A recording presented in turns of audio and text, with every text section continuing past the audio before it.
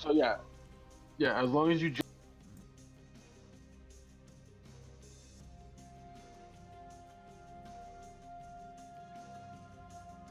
Okay, guys. So again, apologies for the issues at hand. Apparently, what I've learned, thanks to Greg, is the fact that my computer is so potato that it can only run OBS and Discord. And that's about it. Yeah. Otherwise, you got other stuff. So I can't link you guys to the stories when I normally do that. But at the very least, I can at least tell you where it's from and whatnot. So let me restart from the beginning. Hello, everybody. My name is Anthony Bionis. I am the current host of Start Podcast. With me, as always, is none other than Greg Dietz. Potato PC. Put it in the oven because it's a fucking piece of shit. Yep, pretty much. Pretty much that. Let's just stop the small talk and just get right into it. So, all right, here we go. So, our first news story of the day comes from Rowdy.com, written by Ted Johnson. Trump meets with video game industry watchdog groups to talk gun and violence. President Donald Trump, met with video game executives and watchdog groups on Thursday at the White House to talk about gun violence, one of the series of meetings planned by the White House in the wake of the Parkland, Florida school shootings. The meeting started with showing of a series of particularly violent video clips, according to participants who were there. Brent Bosley at the Media Research Center and Melissa Hanson, program director of the Parents Television Council, both are media watchdog groups. Also in attendance, ESA, which represent. Oh, hang on. Those also attending included Cyrus Surik of Take-Two Interactive and CEO of Rockstar Games, Pat Vince, president of Entertainment Software Ratings Board, Mike Gallagher, president and CEO of Entertainment Software Association, and Robert Altman, chairman and CEO of ZeniMax Media, which is a parent company of Bethesda. And I can tell you, without reading the entire article, that they basically had a meeting, and that they had the meeting and they basically discussed on both sides, facts about, why video game violence or why violence is tied to video games and why it's not.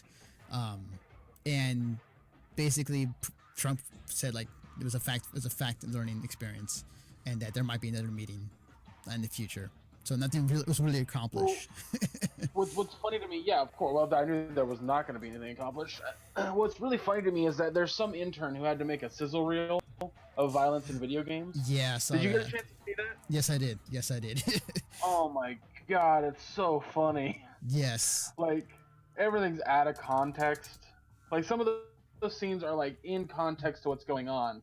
Out of context, yeah, it just looks like a bunch of people walked into an airport and started shooting civilians.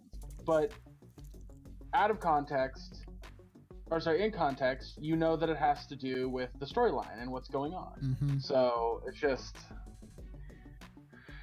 yeah, I don't know. I think, when Trump was he was talking, I don't remember, but he was basically talking about this meeting, and he says that like maybe there should be a rating system. He literally had no idea that video games had a rating system. I'm not surprised, honestly. The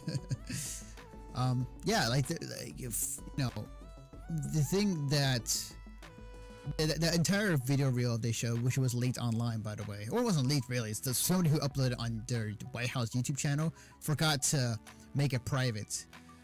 So people were able to find the link and able to watch it. And like last I checked, like 15,000 people have seen it already. But yeah, like the thing about this is that, for one thing, I'm appreciative that Trump was able to get both sides of like, here's our argument, here's their argument, and just really just take it all in without making any rash judgments. That part's fine. He's weirdly enough, this year he's been doing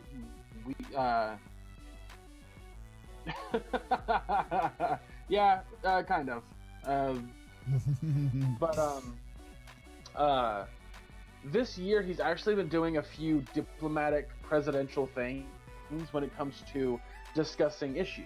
Mm-hmm. For like guns, like he was actually what's it called? He was actually listening to both sides of the aisle. Like he wasn't just like being his normal ridiculous self. Like, and it was really weird to hear him talk that way. Yeah. And it almost seems like that's kind of the same thing that happened with this video game meeting. Mm-hmm. So, but I still find it funny that like I don't know who he is talking to, but I don't know exactly. I think I read somewhere, but they're not people who have that kind of pull or power to make those games go away or anything like that. Like the most that'll come out of this, the most that'll happen, and quote me on this, is that there will suddenly be a bigger like penalty for selling a minor an M-rated game. Like that's about it. Yeah, I think so too. I think that they'll just batten down the hatches on when it comes to selling mature rated games to minors and make that more of a heavy more penalty than usual. Because like in today's age right now, like under 18 years old, you can find ways to get a game that is like mature rated easily. Like excluding GameStop, like you can go online and download a game. You know, given you just gotta put in, you know, a fake,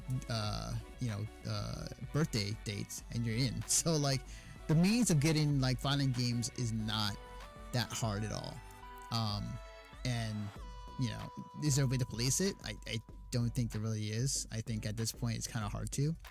At stores you can police it there, sure, but not online. But yeah, like I think. You know, funny enough, like Trump is actually being more of a president this time around, which is weird to say, but he's actually taking both not sides. Really. He's barely being a president. Like it's hard. He's barely being a president. But this is one of the rare moments where all of a sudden he's being presidential. For what Valer just said in the chat, where stores already have these policies, they do. When I worked at Walmart, you could lose your job for selling an M-rated game to a kid. Because I work in electronics, like I know this shit. But the fines aren't that big for the store themselves. Like, it's really not that big of a punishment. So the stores don't like super. I know Toys R Us didn't. For the love of God, Toys R Us did not.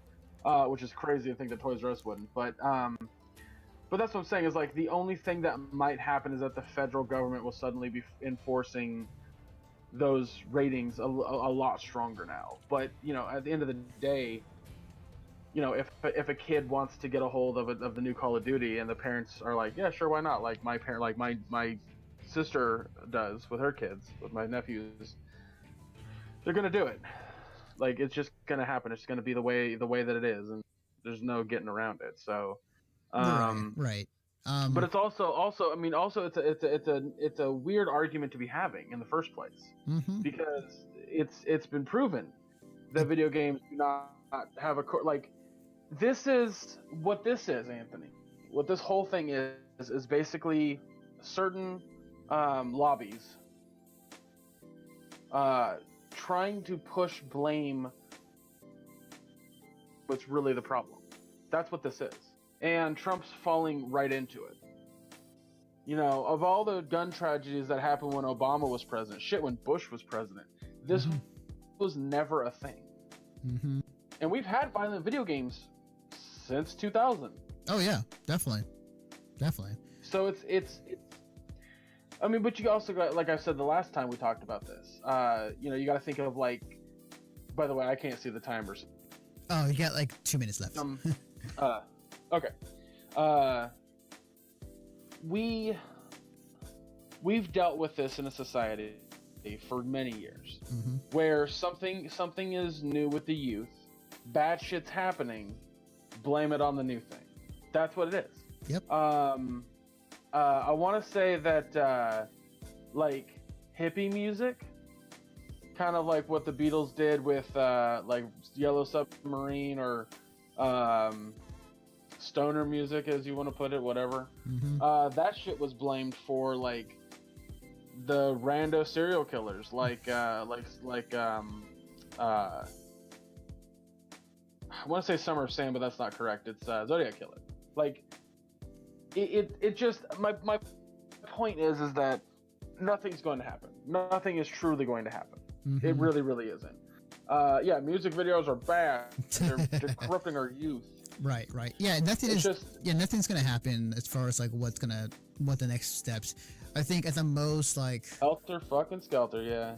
like at the most, like what the game industry might do is like it might just be self-policing itself a bit more than usual. It's been relatively in the Maybe, past. But Or go ahead. sorry. Well, I was gonna say, Anthony, that what the thing that really irks me, and something that's going to happen, you're gonna see it. So keep a level head. When we get older, we hit our 50s, our 60s. Mm-hmm. Don't let your peers be the people that blame the new thing on tragedies. Don't let it happen. Yeah. Be the person that stands up and goes, "That's bullshit." Because when you were their age, video games were the bad thing. Like, point that to them. Like, literally say that directly to their face. Yeah. So, I would say, like, again, that we went through this with, I ended on this point. Like, we went through this with the comic books era, in terms of, like, how people said, like, comic books were bad, and they were teaching our youth to do things they can't. About, a good 20 years later, maybe less so than that, they're the most popular thing right now in mainstream media, and they're great. And they while they still do stuff, they also have good messages in them. So, yeah. Yep. All right. So yeah, let Josh